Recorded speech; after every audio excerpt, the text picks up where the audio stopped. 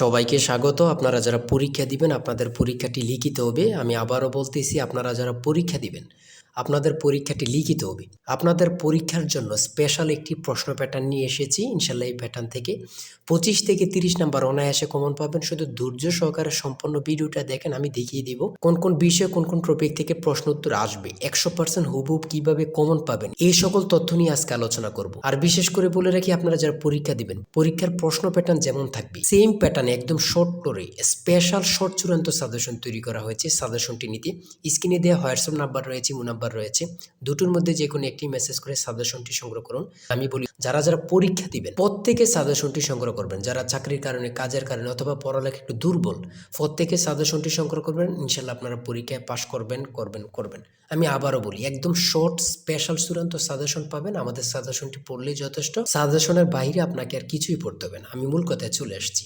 প্রথমে থাকবে কি, এখানে প্রথমে থাকবে সাধারণ জ্ঞান। যেমন এখানে রয়েছে বিদ্রোহী কবিতার রুচিও থাকে, কাজী নজরুল ইসলাম। কতটা গুরুত্বপূর্ণ শুধু আপনারাই বুঝতেছেন। রবীন্দ্রনাথ ঠাকুর কত সালে নোবেল পুরস্কার পান, এটা কত গুরুত্বপূর্ণ আল্লাহ ছাড়া কেউ জানে না। 1913 সালে কত পরীক্ষা আসছে, সেটা আল্লাহ ছাড়া কেউ জানে না। 3 নম্বরে রয়েছে বাংলা সাহিত্য। সাহিত্য সম্রাট বলা হয় কাকে? বাংলা সাহিত্যে সাহিত্য সম্রাট কাকে বলা হয়? বঙ্কিমচন্দ্র চট্টোপাধ্যায়কে। তারপরে রয়েছে 4 নম্বরে বাংলা ভাষায় প্রচলিত 2টি চীনা শব্দ লিখুন। চীনা শব্দ লিখেন, অর্থাৎ আমরা যে ভাষাগুলো প্রতিনিয়ত বলতেছি এই 2টা ভাষা, যেমন চা, চিনি, যেমন এগুলো আমরা মনে করতেছি অনেকে যে এগুলো বাংলা না, এগুলো বাংলা শব্দ না, এগুলো হচ্ছে চীনা শব্দ। ঠিক আছে। বাংলা ভাষায় শব্দসমূহ অর্থ অনুসারে কত প্রকার? 3 প্রকার। বাংলা ভাষার শব্দসমূহ অর্থ অনুসারে কত প্রকার? 3 প্রকার। সন্ধি বিচ্ছেদ থেকে থাকবে। দেখেন, সন্ধি বিচ্ছেদ থেকে আমি যে প্রশ্ন উত্তরগুলো নিয়ে এসেছি এগুলো খুবই গুরুত্বপূর্ণ, আপনাদের পরীক্ষা আসবে। ঠিক আছে।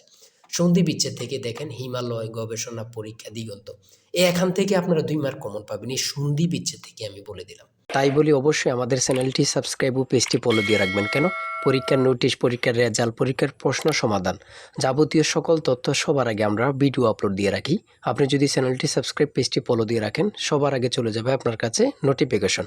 মনে করেন আপনি পরীক্ষা দিয়েছেন, পরীক্ষার প্রশ্ন সমাধান দেখিয়ে দিব, তারপরে রেজাল্টের অপেক্ষা করা লাগবে না, আমাদের চ্যানেলে পেয়ে যাবেন, সকল তথ্য পেয়ে যাবেন। এবং কি নতুন নতুন চাকরির তথ্য পেয়ে যাবে। সার্কুলার দেওয়ার সাথে সাথে আমাদের চ্যানেলে আপলোড দেওয়া হবে। আপনি শুধু আমাদের চ্যানেলটি সাবস্ক্রাইব, পেজটি ফলো দিয়ে রাখলে সবার আগে চলে যাবে আপনার কাছে নোটিফিকেশন। তাই অবশ্যই চ্যানেলটি সাবস্ক্রাইব, পেজটি ফলো দিয়ে আমাদের মেম্বার সদস্য হয়ে আমাদের সাথেই থাকবেন। আপনারা যারা যারা পরীক্ষা দিবেন, আমি বিশেষ করে বলি রাখি, 100 টাকা কিন্তু বড় কথা না। আপনারা প্রত্যেকে সাজেশনটি সংগ্রহ করবেন। ইনশাল্লাহ এই সাজেশনের বাইরে আপনাকে আর কিছুই দেখতে হবে না।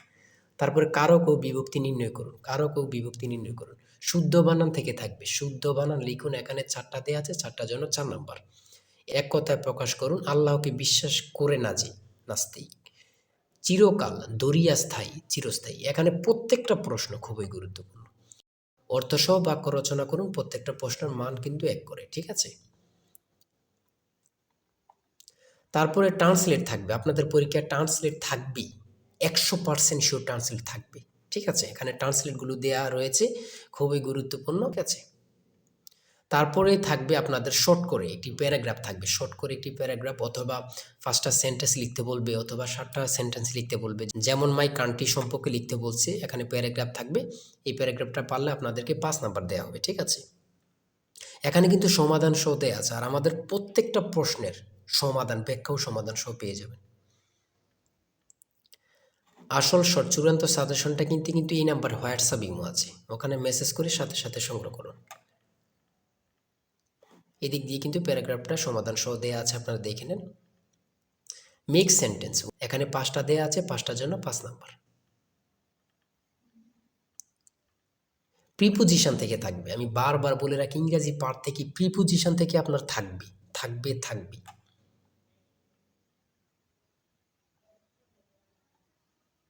দেখেন, প্রত্যেকটা প্রশ্ন কিন্তু আমাদের খুবই গুরুত্বপূর্ণ। সিলিন্ডারের বিডিসি এবং টিডিসি বলতে কি বোঝায়? এই যে আমরা সিলিন্ডার ব্যবহার করি, এগুলো সম্পর্কে আসছে। ইঞ্জিন ঠান্ডা করার প্রক্রিয়া কত প্রকার ও কী কী? ইঞ্জিন ঠান্ডা করার প্রক্রিয়া কত প্রকার, কী কী? 2 প্রকার, একটা হচ্ছে বায়ু প্রবাহ আর একটা হচ্ছে তরল প্রবাহ। হ্যাঁ। তারপরে গণিত থেকে রয়েছে 35 লিটার অকটেন ও পেট্রোল মিশ্রণে পেট্রোল ও অকটেনের অনুপাত 4:3। এতে আর কত অকটেন মিশালে পেট্রোল ও অকটেনের অনুপাত 4:5 হবে? এখানে প্রত্যেকটা প্রশ্নের কিন্তু সমাধান সহ দেয়া আছে, ব্যাখ্যা সহকারে সমাধান সহ দেয়া আছে। জ্বালানি তেলের মূল্য 25% বৃদ্ধি পাওয়ায়, এই প্রশ্নটা কত পরীক্ষায় যে আসছে আল্লাহ ছাড়া কেউ জানে না। বৃদ্ধি পাওয়ায় তেলের ব্যবহার এমনভাবে কমানো হলো যেন তেল বাবদ ব্যয় বৃদ্ধি পেল না। গাড়ির মালিক তেলের ব্যবহার শতকরা কত কমালো? এখানে দেখছেন কতটা গুরুত্বপূর্ণ।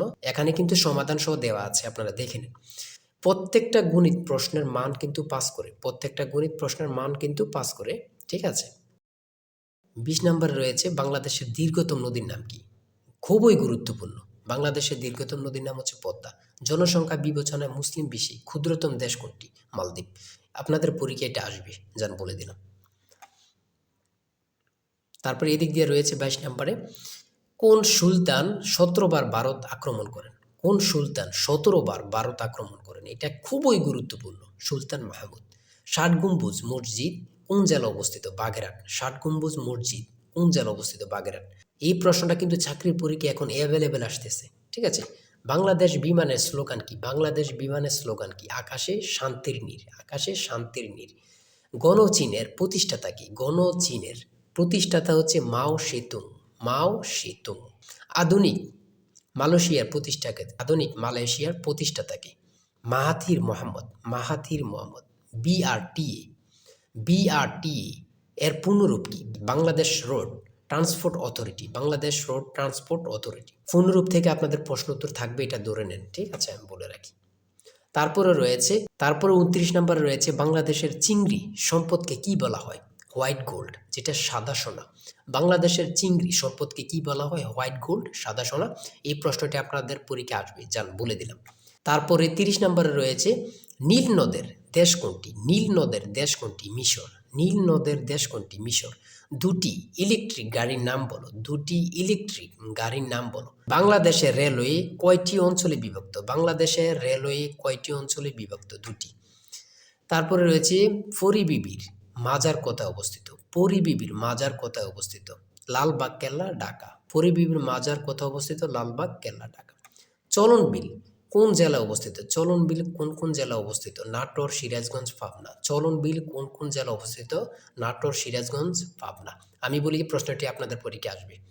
বাংলাদেশের রেলওয়ে কয়টি অঞ্চলে বিভক্ত? এটা কিন্তু গুরুত্বপূর্ণ। চলন বিল কোন কোন জেলা অবস্থিত? এটাও কিন্তু গুরুত্বপূর্ণ, ঠিক আছে। এই প্রশ্ন উত্তরগুলো কিন্তু খুবই গুরুত্বপূর্ণ। আর আজকের ভিডিও এই পর্যন্তই। আপনারা যারা এখনও সাজেশনটি সংগ্রহ করেননি, দ্রুত এই নাম্বারে হোয়াটসঅ্যাপ ইমো আছে, চূড়ান্ত সাজেশন কিনতে হোয়াটসঅ্যাপ অথবা ইমোতে মেসেজ করুন। এই নাম্বারে হোয়াটসঅ্যাপ অথবা ইমো আছে। আপনারা প্রত্যেকে আমাদের সাজেশনটি সংগ্রহ করে ফেলুন, দ্রুত মেসেজ করে সাজেশনটি সংগ্রহ করে ফেলুন। ইনশাল্লাহ সাজেশনের বাইরে আপনাকে আর কিছুই পড়তে হবে না। আজকের ভিডিও এই পর্যন্ত। সবাই ভালো থাকবেন, সুস্থ থাকবেন। আল্লাহ হাফেজ।